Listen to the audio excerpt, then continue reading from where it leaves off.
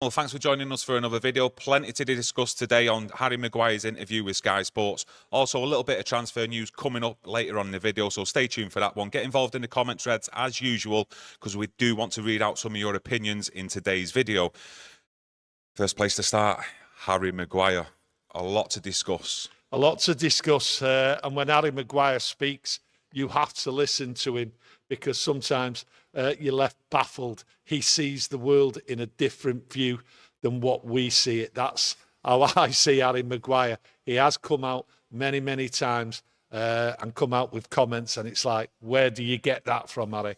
Well, to me, this is part of that as well. I mean, Harry Maguire is talking about staying at the club. He's confirming he's going nowhere.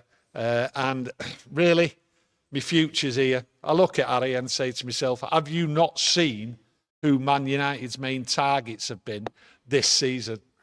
Branthwaite, De Ligt, we've got Lenny Euro. So at the end of the day, Harry, your future isn't here at Man United. There's people being brought in to replace you. So when you look and you read his comments, right, it's very, very interesting. But it's Harry Maguire. I don't expect anything else. And I think a lot of yous out there are doing that. But he's just confirming he's going nowhere. We've given our reasons why we think he's going nowhere. Okay. Well, I'm going to read out the little bits that he has discussed or is actually stated about Erik ten Hag. And in particular on the first one is about him staying. And he said that Man United made definitely the right call to keep Erik ten Hag, adding, he has shown we can beat the top teams and we have won 2 trophies in 2 years. The first season was really good. Last season wasn't. Yeah, he's not wrong there, is he? The second season just was terrible. Erik ten Hag, he's beat teams, but he doesn't go on and on about saying we need consistency. Yes, we have beat the top sides. Okay, but we haven't done it on a regular basis. We haven't had consistency. He's not been part of that consistency. So at the end of the day, there's a lot there what he's missed out when he talks about how we've been for the last 2 years. It's okay saying we won a cup in the first year, cup in the second year. That, that's not good enough. We've not seen a style of football, and he's been part of the problem throughout the last 2 years Erik ten Hag's been here. Yeah, he was actually praising the new management team as well that's come in, but also said on last season that, a big contributing factor of where we finished in the league was down to injuries. Yeah, he does talk about the injuries. He talks about his own injury, how he had it, and he puts it down to like the World Cup in the winter and all that as a contributing factor. And he does say there's many other things, many other reasons why injuries were happening. And he says it wasn't just happening to United. We know we suffered badly with injuries. So he's not telling us anything different there. It's not an excuse. It's just a matter of fact, what he's stating. And we all know that. But he's had quite a lot of injuries, multiple setbacks due to injuries recently. He's on the wrong side of 30, 31, I think he's 32 in March. So, in terms of strategy, is it not the best time now to try and move him on? Listen, the time to move him on was a while ago. We just need to get rid of him because let's make no bones about it. Start of the season, last season, he was fifth choice, high earner at Man United, and I did say he wasn't going to go anywhere. He wanted to stay. I've always said this for quite a while now, that I believe that he wanted to stay and run his contract down and then hopefully get a move. But I think he, with his injuries, has had a little bit of a shock and a bit of a reality here. I don't think many people would want to take him on now at his age with his injuries. He talks about the cup final, that he was hoping to play in the cup final, which I'm not too sure about that, hoping to play in the cup final. He was out injured and then he was coming back, but he says he rushed it and he was in pain. Mental pain. He was gutted, absolutely gutted, missing it. And the same thing happened to him. But he has talked about having to change the way he performs in life, change his habits and everything, because he knows he's going to get injuries. Well, with him saying that publicly, which he did not too long ago, it's telling everybody, don't come and buy me. I'm going to, well, this is what baffles me about Harry Maguire. Yeah, there's no price tag on my head. Yeah, there's no price tag on my head. I'm gonna be injured a load of times. So don't be coming getting me, try to disturb me out of my contract. I'm happy where I am. And that's Don't be giving Man United any ideas. Don't be giving anyone any ideas. I'm going to be injured because I'm telling you my body's knackered and I've not looked after it. So I'm just going to try and persevere and hopefully get 20 games a season by coming on a sub, or, you know, if we've got a Carabao Cup game or something like that. That's my intentions. He's telling people I'm going to be injured. This is Harry Maguire, and this is what I say to you. You always get something out of Harry Maguire because he doesn't see it. It's like just saying, it's madness sometimes what Harry Maguire comes out with. He knows he's not going to be first choice. And he's saying the future, right? I'm with Man United's future. I'm here for the future. They want me. Let's roll it back in a bit. We will get back onto Harry Maguire and what his own words on his future shortly. But I just want to get onto what you was discussing there about injuries and the rest of the squad. There was quite a lot of blame put on Erik ten Hag because of his training methods, and people thought that was why we suffered so many injuries last season. But Maguire rejected those claims and said ten Hag's training was a factor. It was not because he was pushing us too hard in training. He actually backed off us in the end because there were so many injuries and we could not afford to lose any more. Yeah, I think Harry's right. It's not down to the training. I think he actually did call it freakish. Yeah. Last season, the amount of injuries we suffered. Well, it is freakish, and he is right. That's one of the things he is right on. We know right through the Premier League, okay, all the top teams were suffering from injuries. And as I alluded to before, he has turned around in this statement, and he believes that it could be something down to the World Cup they played, plus other factors. So it's right, it is freakish. And it's clear it's not down to the training. Yeah, maybe not down to the training, but then that doesn't exclude the actual medical department in how they were actually handling the injuries as well. Or does it? You know, no, what's your because opinion on that? Players were just breaking down. And then I look at two players, for instance. I look at Bruno, and then I look at Delot. They weren't breaking down, and they had the same regime, what was going on in the World Cup and everything else like that. Yeah, so it might be down to like too many games plus something else, which could be your diet, it could be your lifestyle and everything else like that. But I don't think it's down to the training. You know, when you hear players, and they did last year without a shadow of a doubt, start sending out rumours to the media, coming out, oh, Erik ten Hag's training methods, they're too much, they're too this, they're too that. Well, that's players when they come back from and start pre-season, they always complain. I think me and you need to try that Mediterranean diet then, what Delot and Maguire are on. Listen, I do it. Not Maguire, Bruno. I do my yoga a couple of times a month online. So at the end of the day, I'm fine. I don't need anything extra. Yeah, he did also talk about Erik ten Hag and the build-up to that FA Cup final and the amount of pressure that was through on him by the media over his job. And he did actually say he gave his firm back into the Dutchman's continuing status in charge of Manchester United after the deep doubts of his position at the end of the season. And he did say it was tough. Some of the things that came out in the lead-up to the Cup final were really poor. I think we're all in agreement with Harry there, and you could go more into that. I mean, we was disgusted with the build-up to that FA Cup final. He clearly identifies that and praises Erik ten Hag in the way he handled it, and we praised Erik ten Hag in the way he was handling it. We could not believe how he got that team to play in the Cup final after all the avalanche of just noise, abuse and everything, and lies. And Harry Maguire clearly points that out, clearly in sync with Erik ten Hag, and praises him. And he deserves every praise. So well done to Harry there, coming out praising Harry Maguire and also noticing how well he did.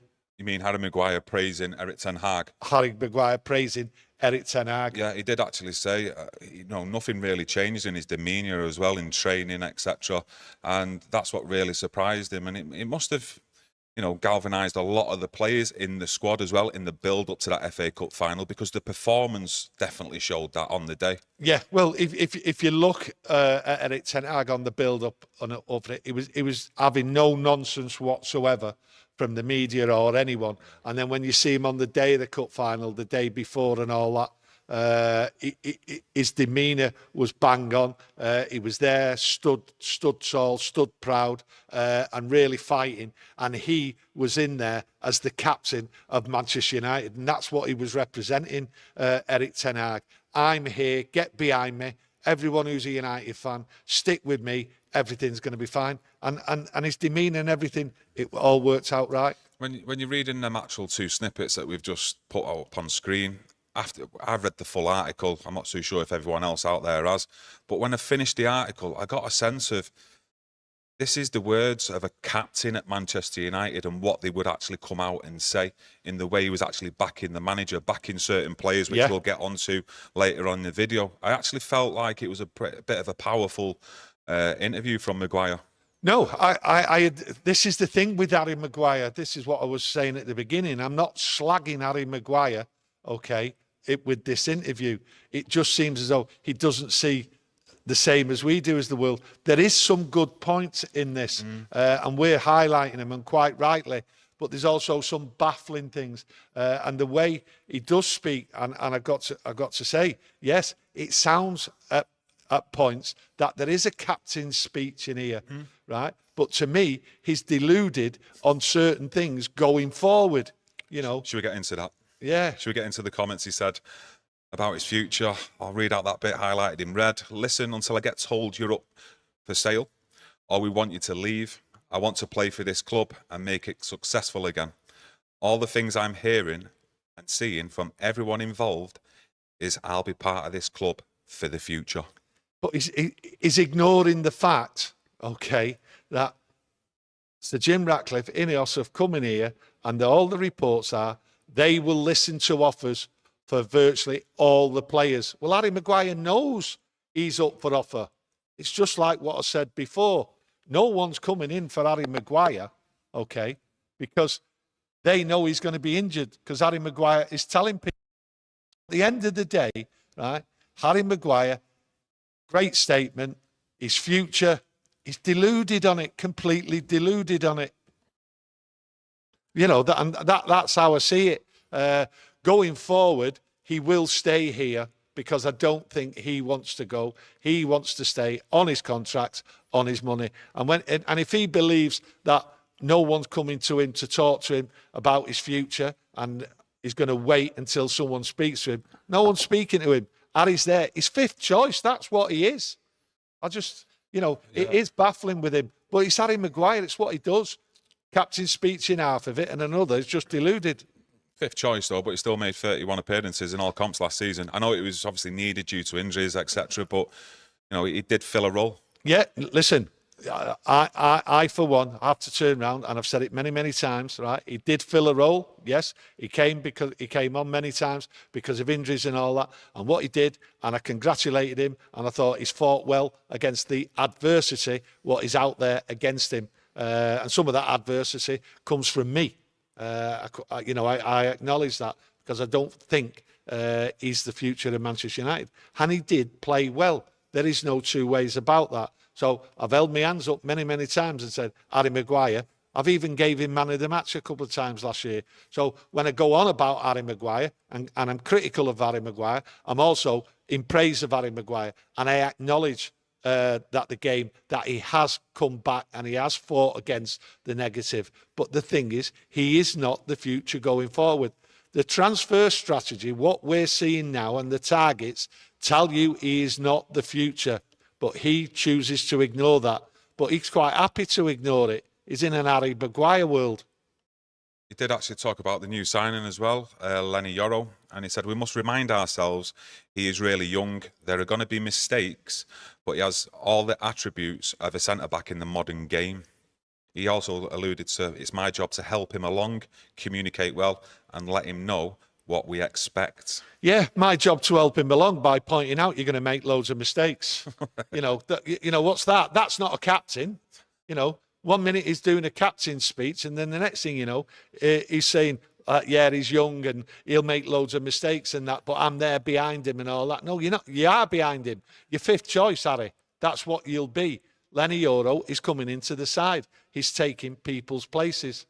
So at the end of the day, 1 minute he's praising, and then he comes out just ridiculous at times. Okay, well, if Man United don't sign another centre-back in this transfer window, there's only Lenny Yoro then, who we've actually signed, which is a direct replacement, really, for Raphael Varane. Not comparing the two on current football ability, but it's a replacement for Varane. Yes. Does Yoro then actually start in that first game of the season alongside Martinez if Harry Maguire is fully fit? I think the plan is for Lenny Yoro to start playing first game. I think that's the plan. You don't think there's no plan at all with him being 18 years old, no experience outside France, where they might just bring him in for 1 or 2 games, what are so-called easier games, to try and bring him into it, get used to the Premier League? No, I think they're quite happy with him. They bought him. They think he's good enough now. There's people out there talking about him, and it just looks as though he's coming straight in the team. I don't see any reason why not. Zaim Yasic is with Super Chat. He says, your signings have stalled. Get ready for Sunday, Arsenal fan. Our signings haven't stalled. There will be a frenzy.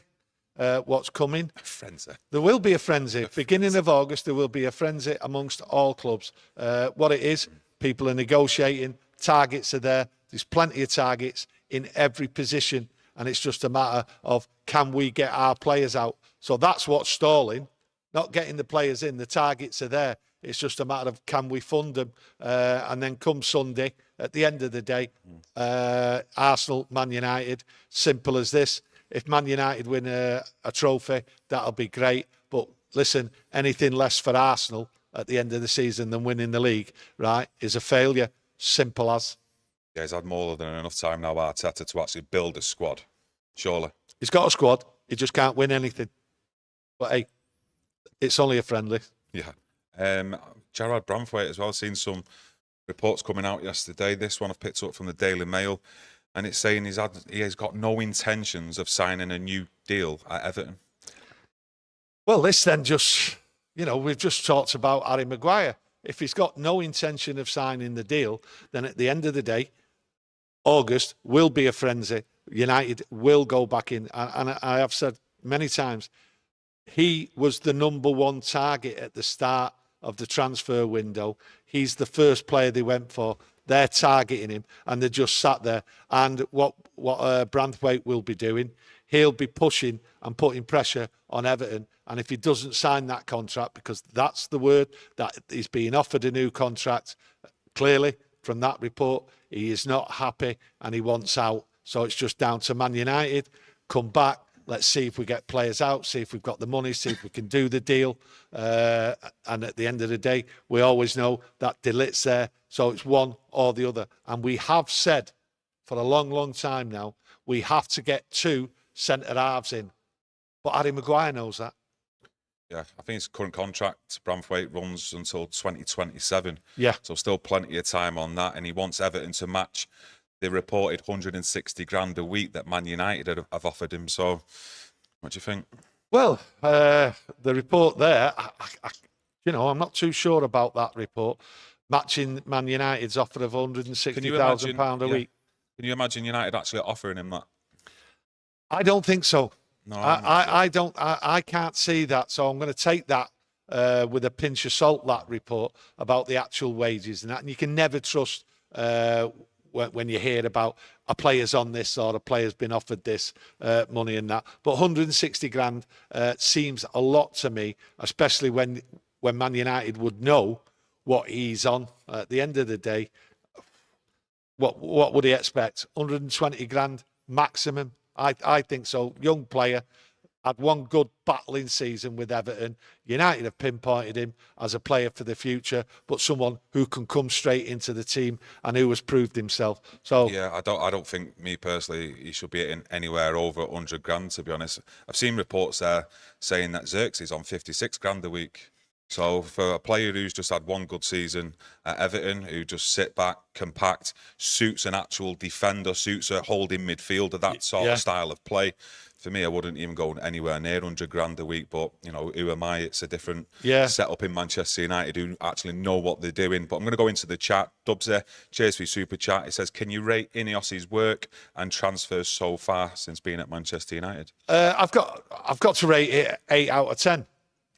You know, you're talking 7 months, and the change has been so quick. It's still going on. We know, for instance, like the change in staff is going on, and a lot of people will know whether they're here to stay or go on round about the 5th of August. So there's people been moved out, and if you look at the amount of suits what have been moved out, you look at how the coaching has changed, how everything is changing.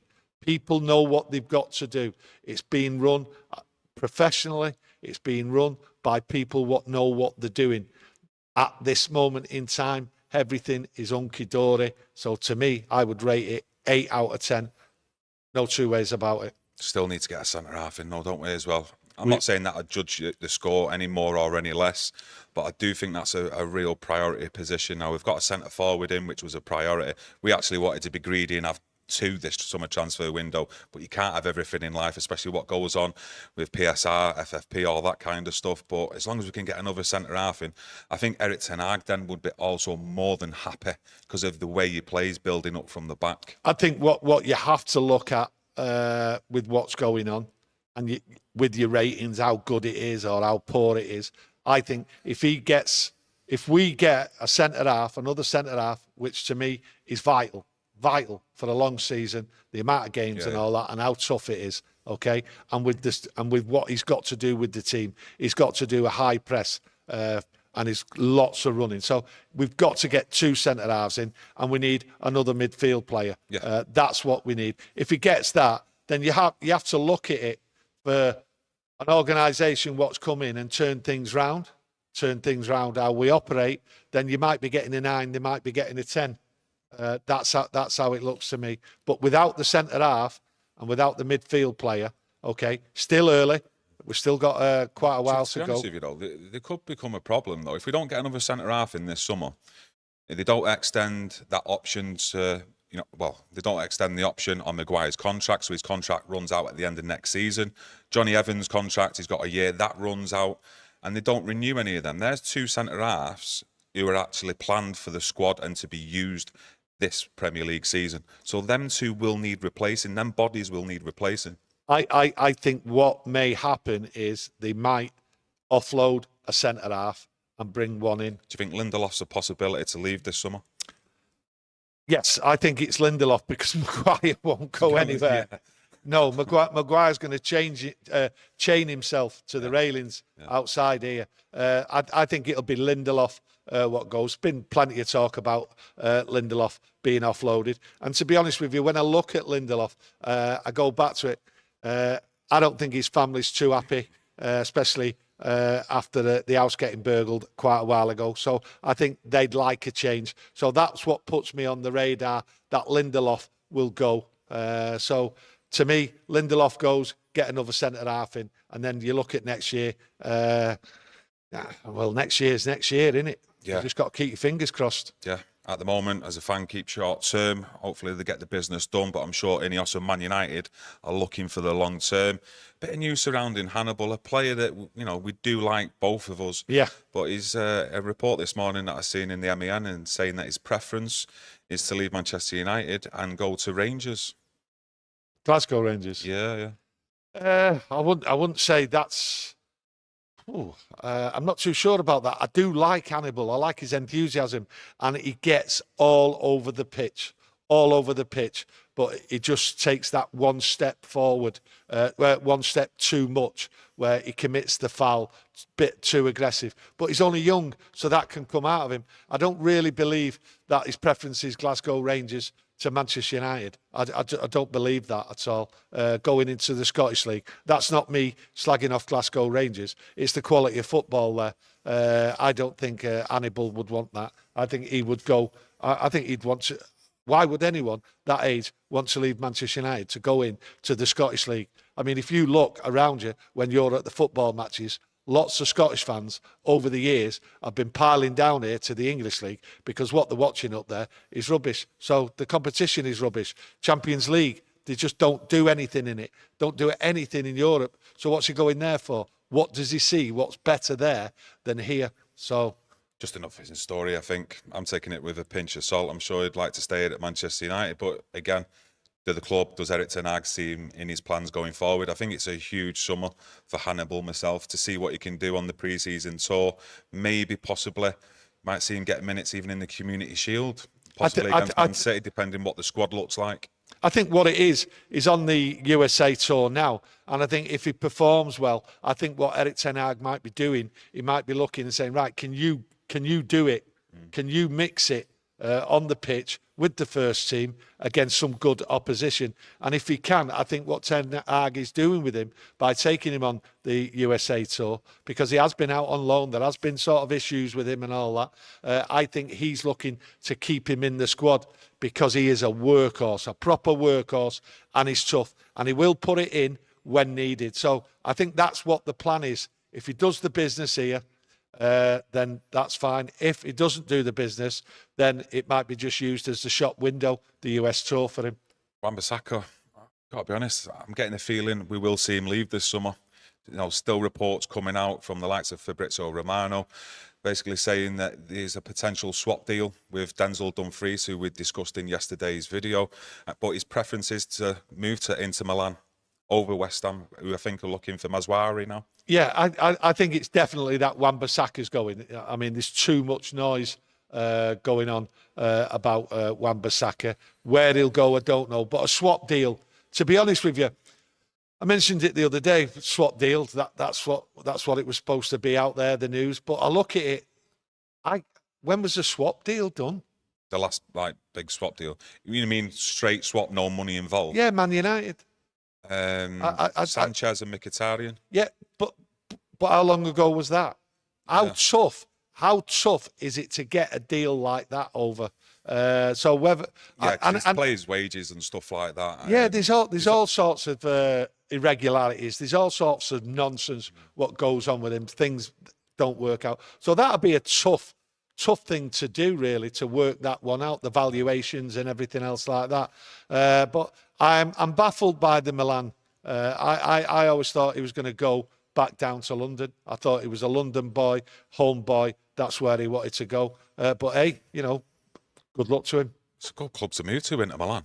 No, that's what I'm saying. It is a good club to go to. Doing all right at the moment, Inter Milan. And I just didn't have it on my horizon. Yeah. I just seen for the last year or so as though like the back home was calling. Do you know what I mean? Yeah. Not going to Inter Milan. Just trying to think there. Alexis Sanchez and Mkhitaryan, was that a straight swap?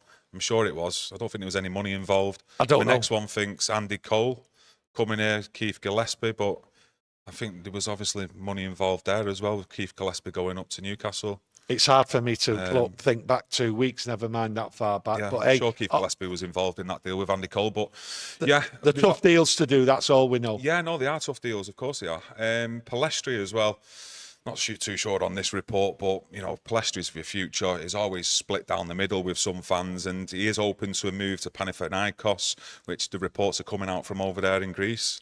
I mean, United fans for a long time now saying Pellistri should start or he should be given more game time, and I fully agree with that. Every time I've seen Pellistri, he's done the business. He was improving, but he just wasn't getting the game time. And now I look at Pellistri and I say to myself, right, he wasn't getting the game time. I look now and think, well, he's behind others. Is he going to get the game time? So it's not too far-fetched that Pellistri could be sold this summer because I just don't see him getting in the team. To be honest with you, Pellistri, I just don't think he's done it at all in a Man United shirt. He's shown little glimpses. He's played well for Uruguay, by all accounts, what everyone says on our YouTube channel and what I've seen personally. But in a United shirt, has he really pulled up any trees? He's done maybe a good dribble or a good cross at some point, but it's not consistent. We need consistency here from players who are wearing that shirt. And I look back over some of the wingers we've had in recent years, and Dan James? Has he done really more than Dan James in a Man United shirt? No. He's actually not. And probably over the last 10 years, just thinking off the top of my head, I was doing a live, you can't do the Google searches, refresh the memory, but I'd say that's one of Man United's best bit of transfer business done in selling Dan James to Leeds for £25 million. Yeah. If you look at all the transfer dealings we've done, ins and outs over the years, that was a cracking deal they actually got done, and it was to Leeds United as well. Yeah. What made it even sweet of 25 mil. Yeah, well, it was, but I've got to go back to chances. He's never been given the consistent chances. But maybe they see that he's not at that level to progress the team, though. That's the thing. We don't see him in training every single day. No. That's the problem. And when he has been given the chance, how many chances are you actually given to prove yourself here at United? He shouldn't be given chance after chance after chance after chance. I think he's done well with the bit part. What he's done, there's no two ways about that. I think his chances have been limited, and that's because Erik ten Hag thinks he's behind others, and that's why I don't think this story about Pellistri going. I think there's something in it. The thing is with Pellistri, you look at Ahmad now. Did Pellistri take any of his chances like Ahmad did towards the end of last season? No, he's not. So he's definitely not in front of Ahmad for me starting the new season. Definitely not. And I think Anthony's still going to be given a chance. Let's see what Anthony does up until the start of the season, till let's say January time. And if he's still not improved, well, try and offload him on a loan or a permanent deal in the January transfer window, or sort something out then for next summer. No. But for me, Ahmad, you know, when he's been given the opportunity, he has impressed and he's shown there is a quality there to him. Yeah, this is what I'm saying. It's a big difference. Listen, if there is a story out there and there is an opportunity to get rid of Pellistri, then get rid of him, because at the end of the day, it's difficult to see Pellistri getting game time with those in front of him. And then I have to go back to Ineos and Sir Jim Ratcliffe, their strategy, what they do. They look for value. There's value there with Pellistri. Why keep somebody who's not going to get game time? He clearly wants game time, clearly capable of game time, but not with Manchester United. He's a Uruguayan international, and he seems to be with Uruguay consistently. So at the end of the day, there is a player there, but looks like not a player for Manchester United, unfortunately. That's how it seems at this moment. The thing is as well, some players just don't adapt to certain leagues as well, play great in other leagues around Europe, play great as well for the actual national team, but it just doesn't work out for them for whatever reason at certain clubs and certain leagues, and I just can't really see it working out for Pellistri here at Manchester United anyway. I think what it just boils down to, these better... Could be wrong, but... I think what it boils down to is clear.